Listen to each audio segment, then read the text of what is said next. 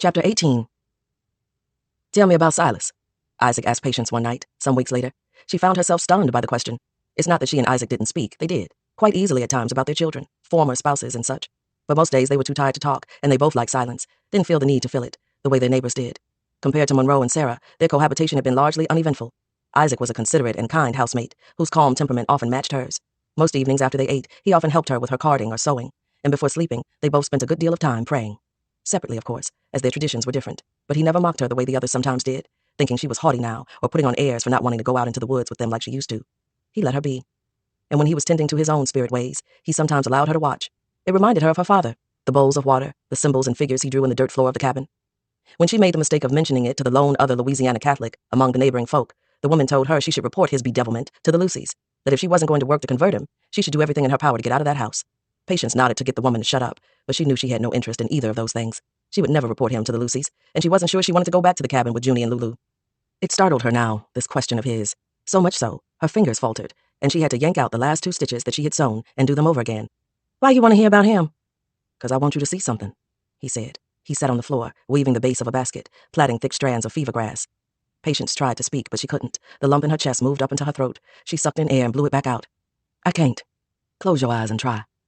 Patience put down her sewing and shut her eyes. She sat there a moment, just trying to breathe. In and out, then a deeper breath, in and out. The dark expanded, the room growing wide around her. She could feel a breeze now, hot rays of sun heating up her skin, a warm, concentrated weight in the middle of her back, the boy's breath on her neck, babbling just beneath her ear. She was in that old Louisiana widow's yard, hanging wet clothes on the line, Silas hitched to her spine by a piece of cloth tied around her chest. In an instant, he was older, now in the Lucy's yard. She was hanging clothes again, and she let him put his feet atop hers and cling to her legs as she moved down the line. He'd laugh and hang on, then fall off, begging to do it again. "Come on, Ma, again." "Just one more time, and then you got to help, all right?" she heard herself say. "Yes, Ma." He climbed on again, and she could feel him there, his small hands clutching her legs, his head thrown back and laughing, a glorious song. "You act like he's gone. He's still here," Isaac said, his voice breaking through the reverie. "I did, don't leave us." When she finally opened her eyes a good while later, the room was dark and still. She stood up slowly. "Isaac," she whispered. "I'm here," he said. He relit the fire in the hearth. "You all right?" "Believe so." "Good. Go to sleep. If you have questions, they can wait till sunup." She did have questions, but she was too tired to argue. She felt barely awake, barely alive even, as if she were conducting this conversation from somewhere else entirely.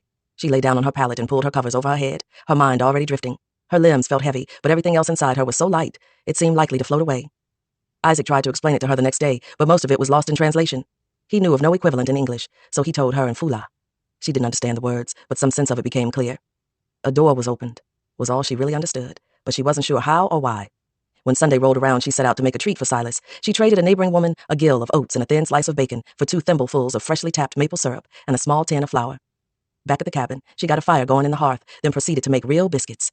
She combined the flour, salt, and water into a stiff mixture. There was only enough batter for about 4 biscuits, but that would be fine, she figured, as she set them all in the hearth to bake. Once done, she set out 2 bowls and put a hot biscuit in each one. The other 2 she wrapped up in a cloth and set them aside for Isaac.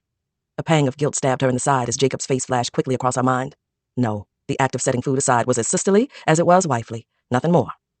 She shook off the bad feeling and returned to the 2 bowls, steam rising from the flaky brown bread. She cut both biscuits open and drizzled each with syrup. Placing one bowl at the end of the table, she sat down at the opposite end, placing the second bowl in front of her. "If only I got some butter, huh, Silas?" she said. "But I know you won't be able to resist either way." She laughed and closed her eyes until she could feel him there, faint but warm. "We thank the good Lord for this food and this company." She picked up her biscuit and bit into it. A delightful sweetness flooded her mouth, her chest. She savored each bite, chewing slowly. She sat there, longer still, till the warmth of Silas's presence faded. She rose slowly. She cleaned her dishes and utensils, while leaving Silas's plate undisturbed a little while longer. She'd have to ask Isaac to teach her more about his spirit ways. The small bit he had shared with her had already loosened something inside her. How full she felt now. So different from when she performed those rites and rituals she'd brought from Louisiana. How pressed down they had always made her feel. Emptied, hollowed out. That was fine before, but she wanted something else now. Something fuller and sweeter. Chapter 19. When Sarah snuck out to see Noah late one night, she didn't know it would be the last time. She walked the path slowly through the cool air. She couldn't remember ever traveling the path at such a snail's pace. She was always excited before, always in a hurry, but the last few weeks, she could barely muster anything more than mild interest. Initially, she just thought it was dread, a perpetual worry that whatever she unleashed on Monroe would soon come spiraling back toward her. Even with him gone, that feeling hadn't subsided. He had been away for weeks now, as Harlow had rented out both Isaac and Monroe for the harvest, as soon as the ailing man could stand. It should have alleviated her anxiety to know he was miles away, but that only amplified it. At the bank of the creek, Noah was there already, sitting in the grass, facing the dry riverbed. She tiptoed up behind him until she was about an arm's length away.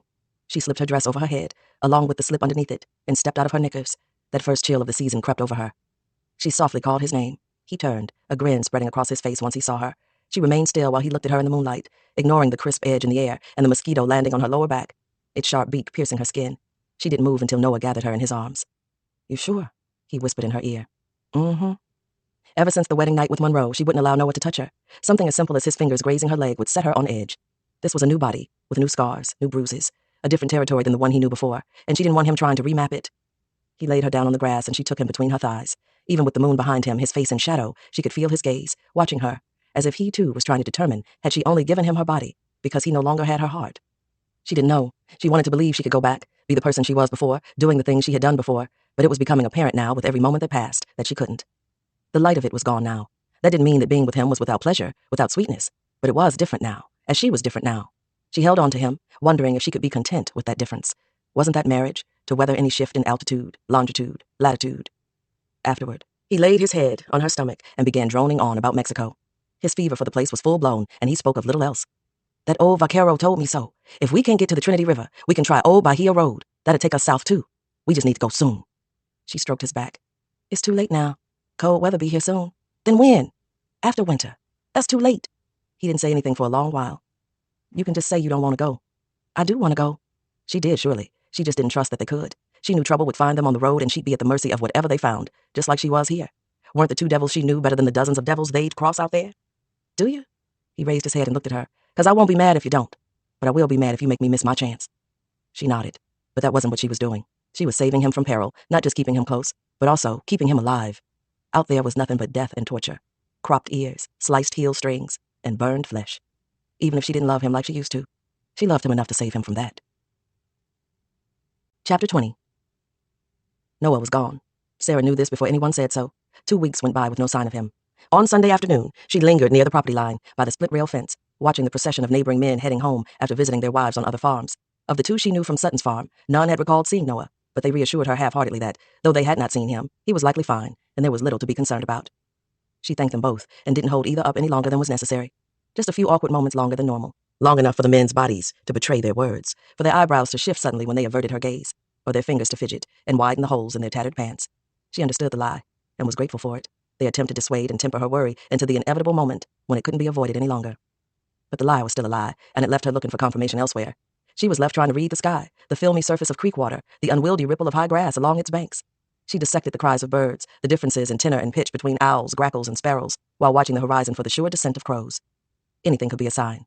There was no comfort in that, though, just a steady crazy-making. The more she scratched, the less she found. She grew obsessive about rites, about dipping twine in turpentine and stringing it around her navel, about leaving salt and fresh water out for her saints daily.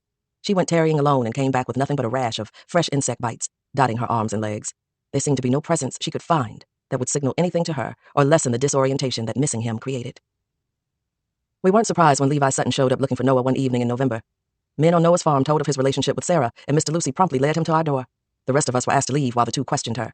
We stood outside, watching through the doorway as the two men pelted her with questions about when she last saw him and if he had been talking crazy, with wild ideas about stealing himself and running off somewhere. She dulled her face. "No, sir. No, sir." She knew nothing of the kind, hadn't seen him in a long, long time, as she was a married woman and her husband didn't approve of her jawing with other men, she told them. The two men exchanged looks as she rambled. "Go on outside and wait with the others." "You believe her?" Sutton said as she came down the steps. "Hardly. Lying is her second tongue," Harlow said. From the doorway, we all watched as they searched our room. They rifled through drinking tins, chipped bowls, jars of dried leaves, and old coffee grounds. They emptied our pallets of ticking and moss, feeling around for God knows what. They dug their clammy hands into every hidey hole and crevice, pocketing any silver money we had, dumping caches of our keepsakes onto the floor. Colored beads and buttons, rustic coins with crosses etched into them, locks of hair and bits of cloth from lost kin, all into one mounting pile. They grumbled about cleanliness and godliness, about our seeming idolatry of petty objects, our obsession with trifles and trash, while they fingered our dresses and underthings and shuddered at rags stained with menstrual blood. "You allow 'em to live like this, just nesting in their own filth?" Sutton asked, shaking his head at Mr. Lucy. "My wife is down at the quarters every week with a bucket of lime, making sure every cabin is square from top to bottom. And our folks are hardly ever sick. Healthier than the horses, I tell you." We watched them come down the steps and move into the next cabin, where newly returned Monroe was inside, whittling. The two men barged in and we inched up the lane behind them to see what they would do next. First, they ejected Monroe, who rushed down the steps and came over to us. "What they looking for?" he said. We shrugged and shifted a bit closer, where we watched them through the open door, a new pile already forming on the ground. Since there was nothing under the bed, they groped the few pieces of clothing hanging along the wall. They shook shoes, emptied more ticking and moss from the mattress, ripped the lining out of quilts, and stuck their hands deep inside. They pushed the table around, looking for holes in the dirt floor. A rusty lid glinted. Harlow tried to kick it aside, but it did not move. He bent over and lifted the lid. It covered a hole about 3 inches in diameter. "What's in there?" asked Sutton. "I don't know. I'm not sticking my hand in there." "You big baby, do I have to do everything myself?" Sutton grabbed a poker and stuck it down the hole. He then leaned in close and yanked its contents out. On the ground, he placed what looked like a few small pouches, a rolled piece of cloth that crackled like a leaf, and a bundle of knotty cotton root stems. Sarah was flushed with shame, seeing the two men paw her things and rip them open, adding them to a growing heap in the center. On the heap were a string of blue beads, the first mojo bag she had ever made, and a piece of cloth from Noah's shirt, with a snippet of the letter he had written her sewn inside it. She was grateful now she hadn't kept the entire letter, but only one piece of it, the words on it faint, having been touched too many times. Even so, it still worried her. It felt wild and reckless, this keepsake, and she wondered about the smell of it. If his scent on the cloth lingered, she almost wondered aloud about Sutton coming by without his hounds. Only then did she notice the women glaring at her, how Patience was muttering something under her breath, how Junie was cutting her eyes in her direction, and Lulu was still as a stone. Patience then leaned forward, her chin jutting over Sarah's shoulder as she spoke directly into Sarah's ear. "You left them inside there. With him." The two men exited the cabin and came down the steps. In Harlow's hand was the bundle of cotton root stems. He motioned to Monroe. "You stealing from me? Gonna make a go of it with a crop of your own?" "They ain't mine, sir. You know I wasn't even here during picking time." "Don't lie. You know I can't stand a liar. They got to be hers," Monroe said, pointing at Sarah. Harlow looked over at Sarah, his face hardening. He motioned her toward him, but she didn't move. Sarah watched Sutton instead, a smirk forming as he watched Harlow closely. She looked to see if his interest in the matter grew or flickered out. That would likely determine the length and brunt of this drama. A pair of hands shoved Sarah toward him. She could feel the women at her back, their persistent hot glare on her neck. She had to smooth this over. Something pulled at her insides. She was afraid of the two white men standing in front of her, but the women spawned a feeling in her not dissimilar, a different shade of fear that was hard to describe. "It's mine," she said, "but I'm not stealing from you or trying to make my own crop. I use it to make teas when I'm ailing, when my head hurts and my blood comes down. That's all." She tried to look contrite and small and not worth the fight. "I won't do it again," she mumbled. Harlow's mouth grew thin. He reared back and slapped her, a loud, stinging smack that hurt her pride more than her body, but she fell to her knees under the surprise of it, a loud gasp escaping her lips, her hand rising up to her face. "What you go and do that for?" Sutton said, offering his hand to help her up. "Don't you know cruelty only hardens them? Says the man whose favorite cowman has gone fugitive. That can't always be helped when you own as many as I do. Some are going to run no matter what you do, but most just want to be guided with a decent and firm hand. Isn't that right?" He looked toward Sarah for agreement. She looked at Harlow and then back at Sutton. There was no right answer. "Answer the man. He talking to you, ain't he?" said Harlow. Sarah nodded, her face still stinging. Harlow's jaw tightened even more. "Sorry to say, every man isn't built for it," Sutton said, wiping his hands on his pants. "The clock is ticking. What about that last one?" He pointed to Isaac and Patience's cabin. The door was open, and it was plain to see no one was inside. The two men waltzed in, did a cursory kicking of clothing and objects before turning around and coming back out. "I must go. You alert me if you see any sign of him," Sutton said to Harlow as they came down the steps and walked away. For a long moment, everyone was quiet, if not watching, then listening, as the two men headed to the north part of the farm. Sarah strained to hear and inched a bit closer in the direction of the men, listening for more information about Noah and their pursuit of him. Behind her, unnoticed, a group had formed. 3 pairs of eyes had collected at her back. Within seconds, she was gently seized, ushered toward Junie and Lulu's cabin, and led up the steps, the door summarily shut behind them. Reeling, she was, but she knew better than to speak. Inside, the hands turned her loose. She stood on one side of the room, the others all gathered opposite her, awaiting an explanation. If there was to be some formal council on the matter, deep in the woods under night sky, where Nan would step in and guide all their feverish and disparate temperaments into one cohesive and patient voice, it wouldn't be now. Instead, a low whisper formed in the room, growing to a soft cacophony, everyone speaking at once. There were too many faces, too many voices, too much anger and feeling in the room to sift through. "What the hell, Bird? You left them there, of all places? How you even have that many left? Told y'all to hide them under the house, not in the house." "They were under the house," Sarah shot back, but she was drowned out. "I keep mine in the garden now. Yep, I bury mine in between the plots. How simple! How stupid can you be? I'm gonna beat some sense into her." "Me? Didn't know nothing about it, sir. I'm just a simple Catholic who don't consort with them root-wearing daughters of Satan," Patience said, with an exaggerated flourish, eliciting laughs from Lulu and Junie. There was a break in the tension then, as if the whole cabin had taken a breath. Sarah stared at the women and they glared back, but her resolve was collapsing. A tough shell, slowly cracking like an egg. Her eyes slid up to the ceiling, where she looked at the holes in the roof. She blinked at the clouds as Junie moved close to her, but when she saw Junie's face blocking her vision, she stepped back, so her body was against the wall, her eyes again drifting to the roof, because Junie's face was too much to take in. "Didn't mean to leave it there so long. I thought Monroe might have hexed it to get back at me so I couldn't move it." "Does he know what it was for?" "No," Sarah said, shaking her head. "I'll fix it. Just tell me what to do." Junie squeezed her shoulder. "Wipe your face." "I don't care about them tears. I'm still whipping her ass," Lulu shouted.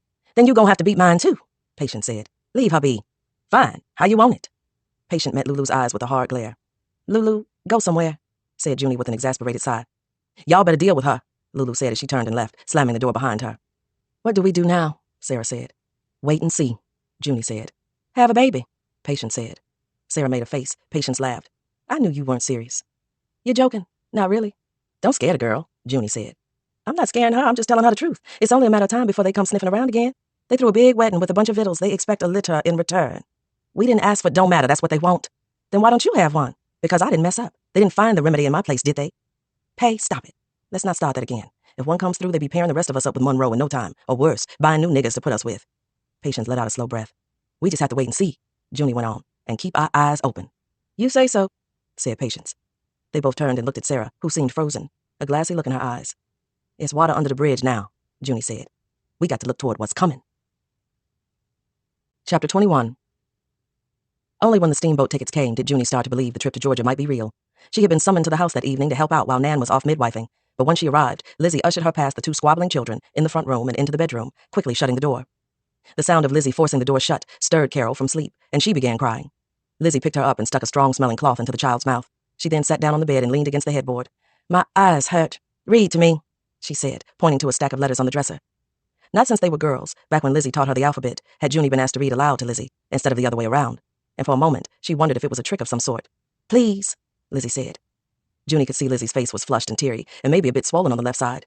She started to offer to grab a compress, but thought better of it. Every minute in this room was a potential tinderbox. It was best to just do as she was told. She sat down on a chair and began reading. "I say Valencia is a fool to marry a man with nothing to offer her but himself. She'll find out the hard way, I suppose, like you did. But I fear she won't listen to me. Write her and tell her yourself," wrote Beatrice, Lizzie's cousin. "Yes, it was rash for Charles to take your wet nurse, but you should have spoken to him first. He has to lead you as Christ leads the church." And between gossip about this person or that, there were details of the bad blood growing between the Lucys, typically over money and mismanagement of the farm. Junie tried to keep the surprise out of her face and read the words in a flat monotone. She knew the Lucys had been fighting a lot recently, but she was amazed to see it laid out so plainly. "It's important that you all remain united," Cousin Beatrice went on, "especially in these times." Lizzie began blowing her nose loudly. Junie paused and skimmed the next paragraph.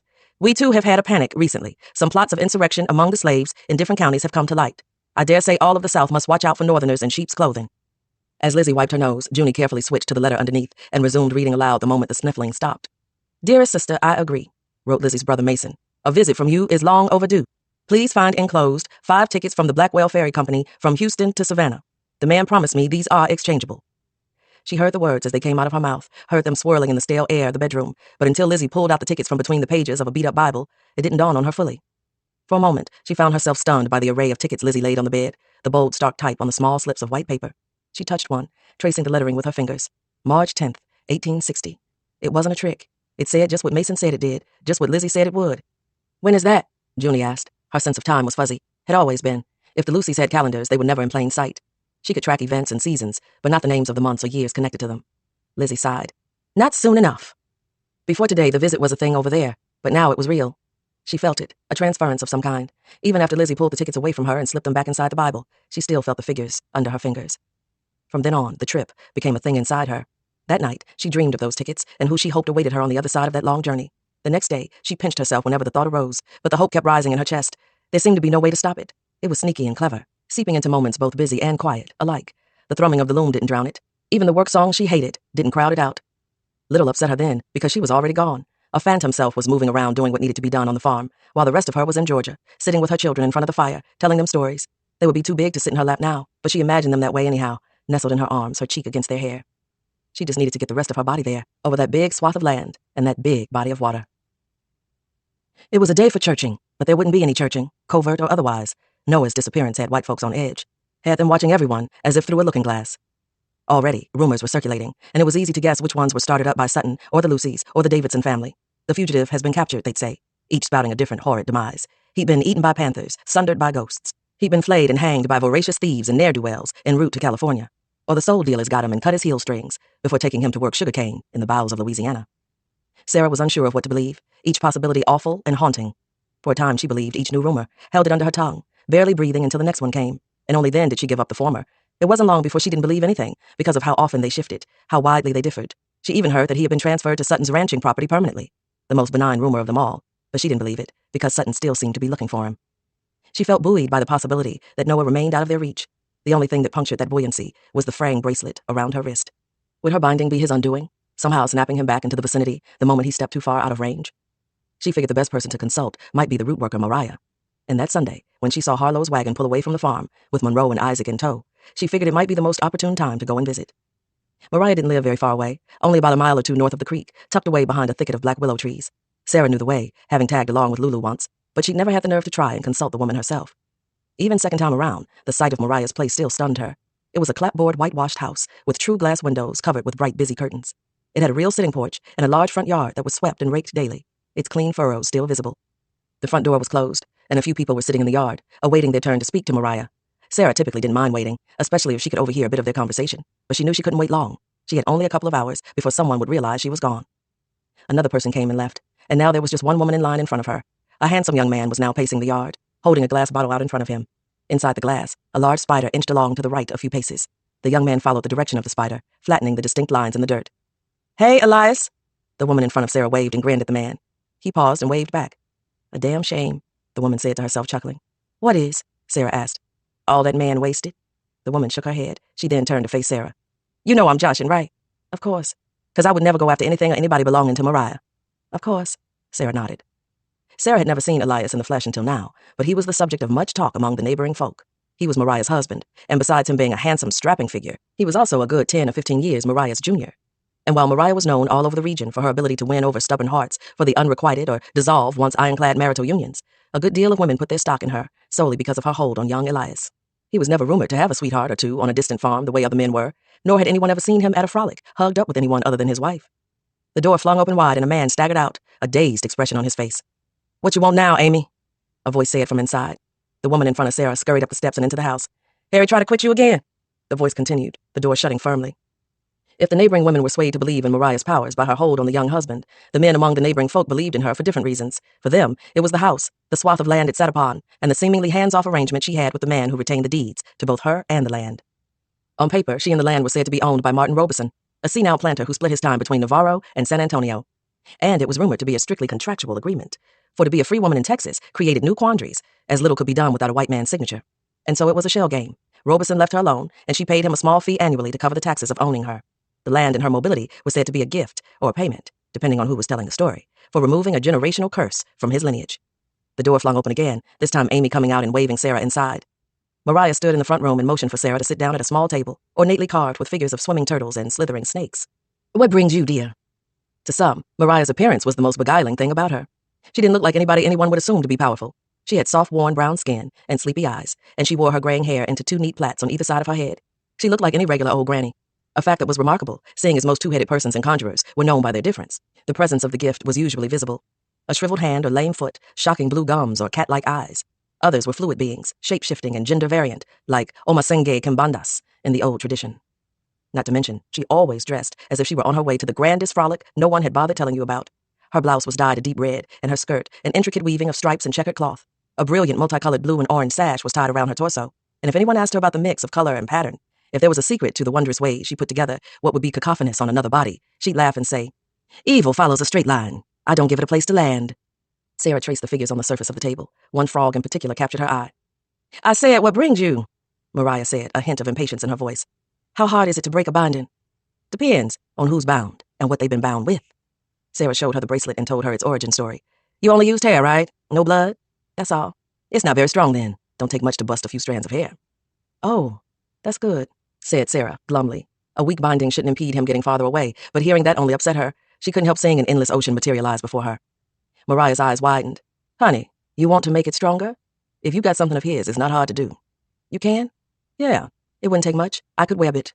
That's the cheapest option. For a little more, I could build a dam." Mariah ran down her list of possibilities, each ritual more elaborate than the one before it. "And then it wouldn't take much to call him back to you."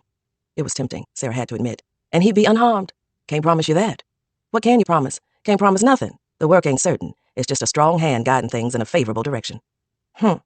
She was torn. The carved frog on the table seemed to be waiting, judging. Just how selfish could she be? "Do you want it or not?"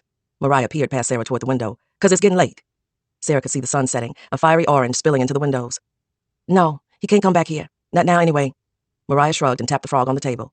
"He'll take your offering." She stood up and opened the door. Sarah placed a blue bead on the frog's mouth and was surprised when the grooves in the table kept it from rolling away. If you change your mind, you know where I am, Mariah said, waving goodbye. Sarah left the house and hurried back through the woods, the way she had come. Chapter 22. 1. Dear bird, the light keeps changing, not just the brightness or the length of it, but the when and how of it pouring through the trees. I make these letters knowing they'll never reach you. Without ink or paper, the wind and clouds will have to carry these words. And while it's likely they won't do my bidding, I'll keep talking anyway because I know on the other side of this, there will be a reckoning. If and when we gather again, you will have questions. I'll do my best to answer them as I go. You were right about the strangeness of weather this time of year. The heat is burned off and there's a regular threat of rain. But at least the day is shorter, leaving more hours to travel. Millie, the old mule, is with me. She's slow, but she's all I could get. And at least there's plenty of corn left on the stalks to eat. We need to get as far south as we can before that changes. Noah. 2. Bird, we go as far as we can that first night and spend the morning hiding in the woods. We must be on the edge of a farm, though, because I can hear a horn blaring every few hours. It spooks me. I get on Millie and we ride until she's too tired to go on, but where she stops, there's nothing but prairies, fields and fields of yellow grass, as far as I can see. I kick her a few times to get her moving again. Even the last drop of water doesn't make her budge. You know how I feel about the plains. I suppose they shouldn't bother me much after so long on Sutton's ranch, but they still give me an eerie feeling now and then. The flat emptiness, how the sounds carry, how the common screech of a barn owl now strikes me as a child screaming. Last time I ran away, it was the plains that did me in. The smoke from my small fire was visible from miles away, and I woke up to a shotgun pressed to my forehead. I like to think I'm wiser now, can let my stomach go empty longer. A pouch of pecans and a few ears of corn will have to keep me until the land changes again. That is one thing I do know about this place. It will change again. Forest, swamp, desert, or plain. It's all here. In. 3. Bird, I was a fool to give Millie the last of my water in a place as stingy as this. We reach the Trinity and it's nothing but rocks. The dried up suggestion. The banks are empty though, so we lay out and rest for a moment, camouflaged by a hill of large stones. I kneel down and poke a finger in the dry, light-colored soil, hoping to find dampness. All I find is angry-looking beetles with clenched fists. One pierces my hand, drawing blood. I yell out. The blackbirds upriver squawk in response. They circle and swoop, as if trying to determine if we are of any use to them. I wave them away, worried they'll draw attention to us. I pack up and try to lead Millie away. She's too weak to ride, and I pull her behind me. But again, she's stubborn, stamping her feet and pulling back on the reins.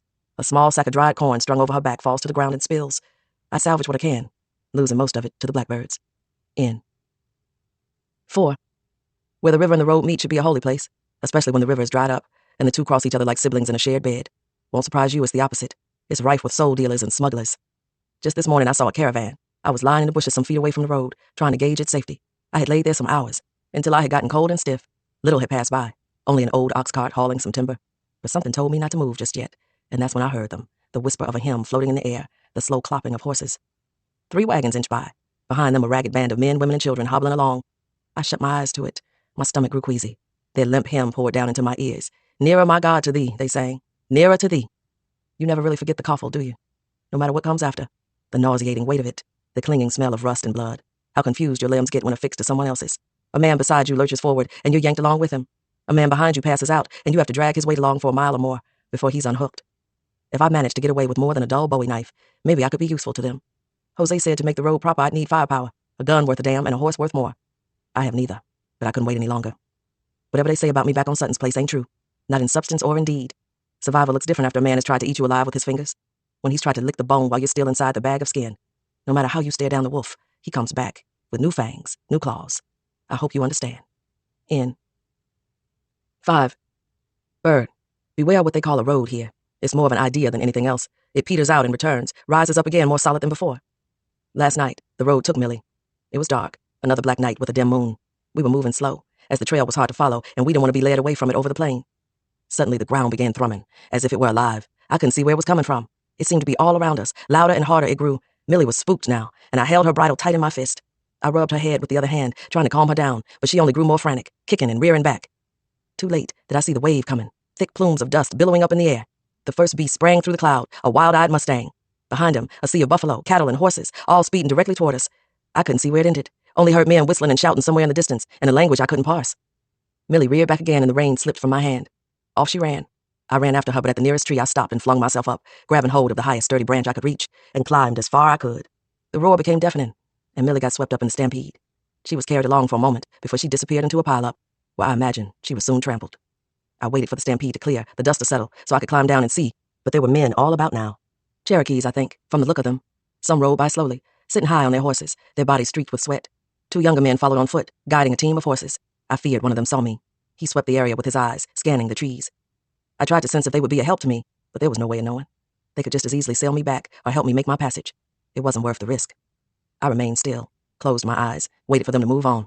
I must have dozed off because the next thing I remember is falling through the air, landing on my arm. The pain was blinding, but I could see it was first light. I lay there for a moment, getting my bearings, before I pushed myself up to see about Millie. I walked up the road, but strangely, there was no sign of her. There were a few carcasses, 2 buffalo and 1 horse.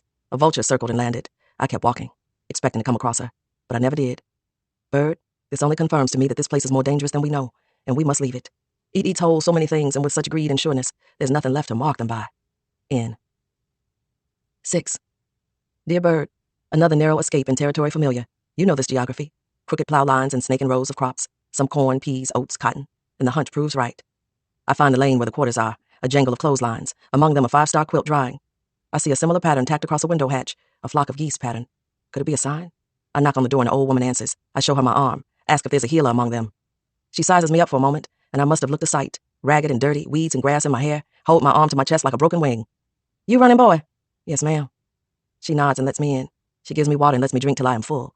Then she rubs a salve on my arm, wraps it tight with a piece of muslin. And when she makes me a plate, I could cry. Cornbread and salt pork. When you're done eating, you got to go. Children be through here soon, and you know they tongues too loose. Yes, ma'am. I thank you.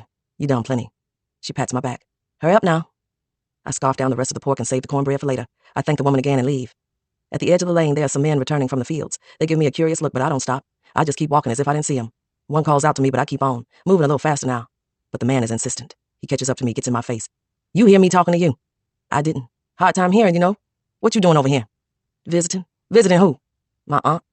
The man sniffed. You don't look like no visitor to me. Look like a fugitive. One who's gonna do what I tell him if he don't want me turning him in to my white folks. I stopped. What you want? You got any money? You fugitives always got a little something on you. A shilling or a 5 pence. No, all I got is this cornbread and some pecans. You won't mind if I see for myself, the man said, reaching for the sack strung across my good shoulder. Don't put your hands on me, I tell him, reaching for my knife. I brandish it with my good arm, though I doubt I could make a good wound with it in my left hand. He backs away and I take off running. I hear him behind me, calling somebody for help. Lucky for me, they're slow and heeding. N. 7. Bird. Whatever mojo I got is fading. Animals no longer skitter past, but stop and stare at me, full-sighted. Even the prairie chicken teases me, as if I'm no threat, which I'm not with one lame arm and no gun, but still. Its yellow jaws swell up full and round like an omen. The plains are no place for a man by his lonesome. It's full of secrets, ditches, graves, and pimple mounds. All the plants have teeth. The tall grasses hide snakes. Berries tempt me, red and sweet, only to sour in the belly, and put me on my knees for hours. Maybe it's best I don't make these letters anymore. Maybe each day is best left to itself and what's inside of it shut up and left there. The band you tied around my wrist is fraying. Maybe it's the reason I've been circling the same ground. N. 8. What I thought of as darkness before seems a world apart from this. Sometimes I think I've gone up yonder, all the way round, now on the underside of that cosmogram, the world underneath the world. That would explain the sounds and what I've seen. Or maybe it's the way the mind works on its own after a while. In the pines near Bastrop, I find others heading south. Among them, a man called Aaron who had already made a life down in Mexico. He married a Seminole woman, had children even, but a white man kidnapped him and dragged him back across the border. He was sold upcountry nearly a year ago, and is just now making his way back. This man, Aaron, warns me about the desert, the strip of land between here and Mexico proper. He gives us options, but none are good. We can go straight down, he says, through brush country, until we reach the river, or we can go west, also through dry country, toward Eagle Pass, where a band of Seminoles and fugitives have a town there on the borderline. I ask him which is shorter. He can't say. Which is easier? He can't answer that either, but I'm glad for the company and the assistance. Maybe Aaron will prove a better navigator than me. N. 9. We should have never left the pines, but we grew so hungry after several days, too hungry to catch anything really, not even a possum or a squirrel. All our traps failed, and Aaron didn't want to use his last ball of ammunition. There were maybe 5 of us total, a band of bruised, freezing runaways, 3 men and 2 women, all too tired to agree or make much sense anymore. We should go toward town, one woman said. One of the missions will feed us. No, we should rest, set new traps, wait till nightfall and then pass on by, Aaron said. They didn't lie about the missions. There were several in Old Goliad, ghostly white buildings ruined by the war between Texas and Mexico, but they looked unchurched to me, so I didn't trust them. I hung back while the others knocked on the door. A white priest welcomed them inside. I stayed out there in the lane for a while, just watching, thinking maybe I was wrong, that I had cheated myself out of a warm drink and some hearty victuals, and just when my stomach got the best of me and I approached the door, a young Mexican shooed me away from it. He shook his head. Mentirosa, malvado, a cheat. I was still unsure what he meant, but I followed the man down the street where he led me to a small house where he and his sister fed me and let me trade them a piece of silver for a Mackinaw blanket. I was still eating at their table when I heard a commotion outside. They told me not to go out and I watched through the bottom portion of their covered window as Aaron and the rest got hauled away. I could hear the white men doing the hauling, arguing about what to do with them. The bastard shot a priest. Who's gonna buy him when the devil's got a hold on him so? N. 10. Bird, just want to let you know I reached brush country. New terrain, mesquite, shrubs, prickly pear. But it rains a lot. I make a tent by hanging the blanket between a few shrubs until it passes. When darkness falls and the wind howls, specters loosen from their hiding places and roam free. It's best not to look at them directly. They dance, they sing, they loom large like corn stalks. I don't protest, though they scare me. When the rain stops, they follow me. More haints come out, some with monstrous blue heads, some with wings and scaly backs. A grand parade following me all the way to the Rio Grande. N. 11. Oh, what joy to reach the river, but what a surprise it was. It was shallow with white rocks all around it and a few pecan trees along the banks. I walk upstream and barely find enough to cover my knees. I step in anyway, wash myself in the clear blue water, and am thankful to find my net, still tucked away, deep in my sack. I catch as many fish as I can, though I got my tinder wet and had no way to start a fire. I leave there, thankful and relieved, with a full net of small redfish and bass, convinced the hardest part of my journey is over. Some hours later, I follow a drift of smoke to a small campsite of vaqueros. One says he'd let me fry up my fish if I was willing to share. We cook it up and eat well. And I'm lying there in the dirt, too full to move, when the vaquero breaks the horrible news to me. Oh, mi amigo, that wasn't the Rio Grande. That little gulp of water was the Nueces. You've still got miles and miles to go. For the second time in days, I could have cried. N. 12. The strip of land between the Nueces River and the Rio Grande is a hellish one. The men at the campsite told me so. They were heading north, outrunning something else, dead higher than the Sierra Madre. Keep every eye open, they warned me, as the strip was full of desperate men, grifters, deserters, and bounty hunters. I did as they said, and still, a white man caught me foraging for food and roped me with barely 2 words between us. Oh, lucky day, you gonna be my ticket, boy. I told him I wasn't running, that I was allowed to hire myself out when I could, but he didn't believe me. Instead, he wrapped himself up in my blanket and dragged me to a blacksmith, where he tried to bargain for a set of irons. While there, he goaded 2 or 3 white men sitting around, each waiting for their turn. Oh, I'm gonna get top dollar for this fugitive. They'll give me at least 200, maybe 3. He directed his comments to a scruffy man swinging a pair of horseshoes. Barnes, you should come in on this. Let me use your horse and I'll give you a percentage. Barnes snorted and spat on the ground. I wouldn't give you a 10 of my piss. The blacksmith refused to front the man a set of leg irons, and we had barely gotten more than a few paces away when Barnes appeared, trying to rob the man of his hot ticket. The 2 quarreled, each firing upon the other.